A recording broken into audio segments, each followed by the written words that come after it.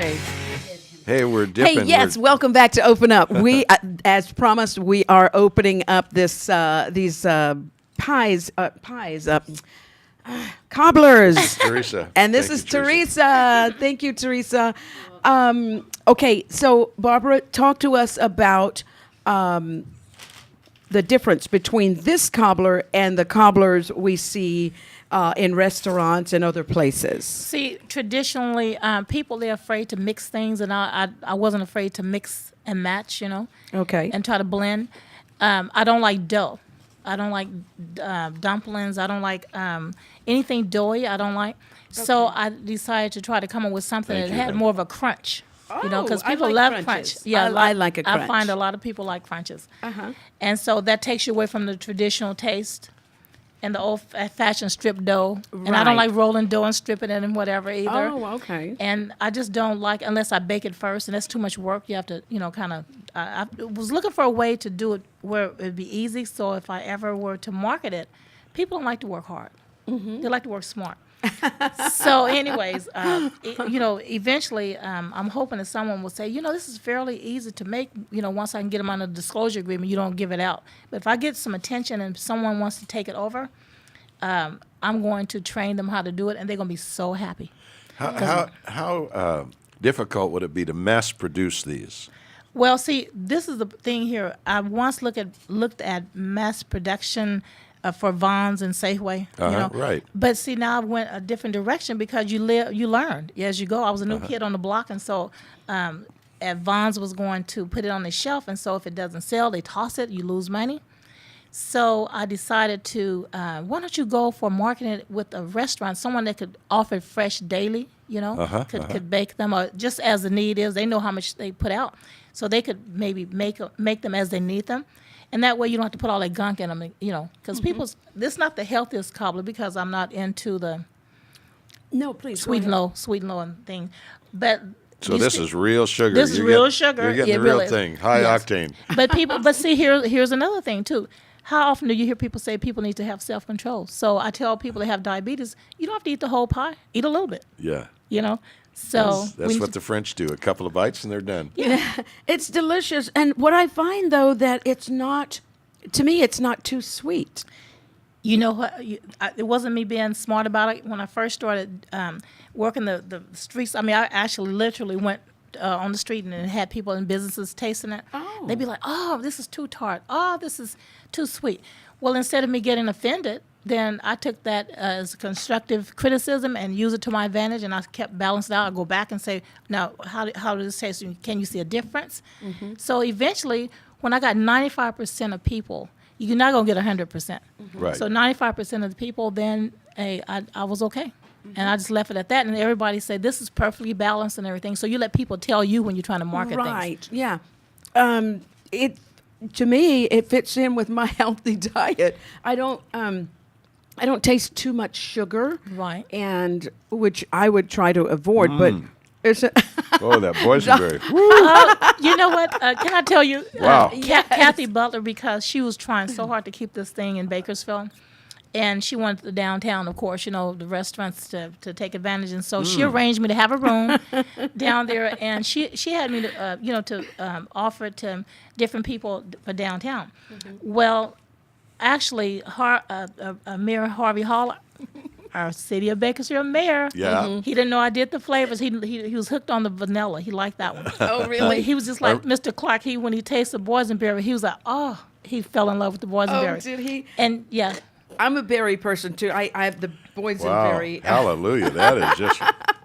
Well, get you on Josie your feet. Martin over at Doubletree, we've been knowing each other for like upwards 25 years. Mm-hmm. She didn't know about the flavors either. Mm-hmm. And so she fell in love with the boysenberry too. So for berry lovers, it's great, but you can't really count on people that don't like berries. So I always introduce the vanilla first. Yes, of course. Yes. Boy, I tell you, put ice cream on that boysenberry, and your work on earth is done. Just bring me home. Like. Oh, my goodness. Duh, that is so cute. I like the crunch too. People like the crunch. And when I found that out, now believe it or not, What is that crunch? it's just a mixture of things, and it's the way you bake it and the way you put it together. Okay. and that's kind of the secret to it. But you know, the thing is, some people like it baked harder. I have a nephew who want 3 layers of that, and I was like, how could you bite into it? He don't care. It's like you need a hammer to beat it, you know. But the more the merrier for him. So I try to do it according to people's need. But if it goes into a restaurant, then you know, hopefully I'm hoping to get Hilton or somebody DoubleTree. You know, they can do it at the same where it is now, Okay. and be okay. Well, Barbara, let's just put it out there. Maybe there's someone out there that's been looking for an entrepreneurial opportunity, and here's one sitting right here. So just put it out there. What would be the ideal that you're looking for someone to step in and say, here I am. What do you need? The resources to do it, I would put it into their hands, and then let them run with it. They get their own marketing people, find a way that they want to market it. They can lend and borrow from what I've done already because I have a track record.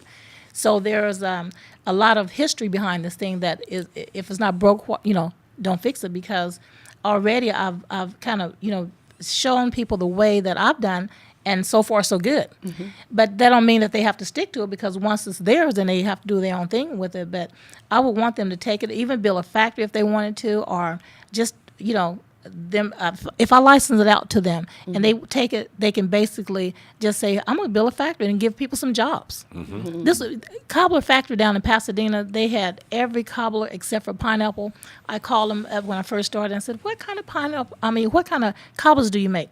They named everyone except for a pineapple cobbler, and I knew I was on. I said, I have something unique. So Jeff Johnson recommended I get a trademark, because I'm the only one making a pineapple cobbler in California. Until recently, people is beginning to catch on now. And some of your cooking shows, I see people now playing around with it. But once upon a time, people had never heard of a pineapple cobbler. But it took me so long to get where I am. I said, somebody's bound to steal it or going to take it away from me, because I'm taking so long to get it done on the market. I mean, So could an existing, like a Smith's Bakery, actually begin to put these out? That would be the easiest thing for them to do? It would be easy for them to do, but, you know, basically, like I said, restaurant, the reason why I say that, because a lot of stuff like Smith Bakery, I went to them before, you know, the people that work there, they don't like to go outside sometimes to take on things to add. The restaurants like DoubleTree would be ideal for DoubleTree, because they don't have a dessert, they have a cookie. Oh, yes. They may by now, I don't know, but you know. Well, how about a Sizzler, a hometown buffet? I mean, they have cobbler right there that they're serving all the time. You know what? If corporate was, you know, agree, because I kept running into every chef can make a decision for that individual place, but you have to go in through corporate to get all of them. Oh, yeah. Okay. So I kept running up against that too. So after the cobbler, you know, when someone takes this on, what is next for Barbara Kimbers? Well, I have a new career, and so I'm hoping to work with our children, because we're actually losing them to texting, and they don't know how to spell anymore. You say, how do you spell you? They say you. And so I'm with a company now that we're going to be helping our kids to continue to learn and read and stay reading. So that's more fulfilling for me. Oh, okay. Yes, but I don't want to see this die, because this is my baby. Now, I understand there's a song or something, what is it called, a commercial song that went with this? Yes. Can you sing it for tell us? us about Oh, it. no, I did that. Yeah, and my throat is going out. Oh, no. We've got something for your throat Oh, here. my goodness. Yes. But it goes like, roll up your sleeve, let down your hair. We know you're hungry, so just grab a chair. Sit down, enjoy this fruity treat. One bite will make your mouth oh so sweet. We're going to have some. That's when Karen Burr's Cobblers. Very good. Is it okay? Because my throat is messing up. Oh, No. Excellent. So we're looking for someone who would like to take this on and make it even greater. Right now, she's just making samples for people like myself to taste and eat and so on. But if there's a business or a person who's got an idea or a thought or something for Barbara, please contact her. We will have her information on the screen in a few moments. But is there anything else you'd like to talk to us about before we have to close our? Well, something I'd like to know is Yes. we try to be a resource to small businesses and help them succeed. What what are the most important lessons that you could put out briefly to tell anyone who's thinking about starting Oh, any yes. kind of business? Yours is cobbler. Theirs might be something else. Just stay focused. That's the main thing. See, because people have tried to take me away from this line that I've been developing, and just don't let that happen. Just stay focused on your idea. And I just know that if I hadn't stayed focused, I wouldn't be sitting here right now talking about this to get someone to take it over, because there would be no cobbler, because I would have quit. Especially, and then another thing too, if you have personal problems, don't let those things get in your way, because if you can't manage your personal life, you cannot manage your business anyways. So I feel very strong about that. And I have a friend that lives in Memphis, Tennessee. Her name is Vicki McKenzie. She's a retired school teacher. She says, Barbara, it might not be about the cobbler. It might be about your story. So she wanted to write it, but she write children books, lean towards that. She's trying. She couldn't do it, so she says, Barbara, somebody needs to write your story. So I'm going to look at some other possibilities, because I have had a lot of struggles that could help people. Right, yes. And we'd like to hear about those next time. We'll have you on and talk about what you can say to encourage others. Okay. And to contact Barbara Kimber's Cobblers, and that would be Kimber's Cobblers at yahoo.com, or go to YouTube and view the Kimber's Cobblers video and find out more in that way.